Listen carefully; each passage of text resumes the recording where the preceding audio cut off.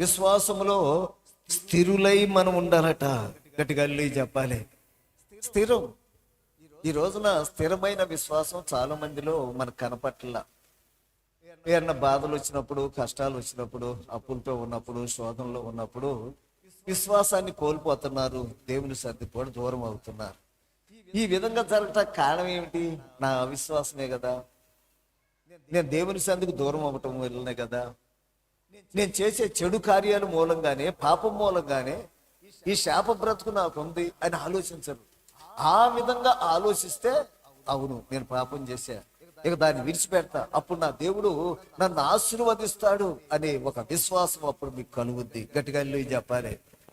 చాలా మంది ఈ రోజున అటువైపు ఆలోచించట్లా.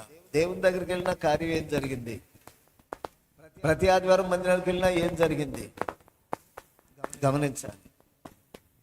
దేవుని కానుకలు దశభాగాలు ఇస్తున్నావు, ఏం జరిగిందని ఆలోచన చేస్తామే కానీ, ప్రియ దేవుని బిడ్డలారా, మనం చేసే పొరపాట్లు ఏమన్నా ఉన్నాయా అని ఆలోచించట్లా. ఆ విధంగా నువ్వు ఆలోచిస్తే విశ్వాసంలో తొలగిపోవు, దేవుని సన్నిధికి దూరం అవు. స్థిరమైనటువంటి ఒక విశ్వాసం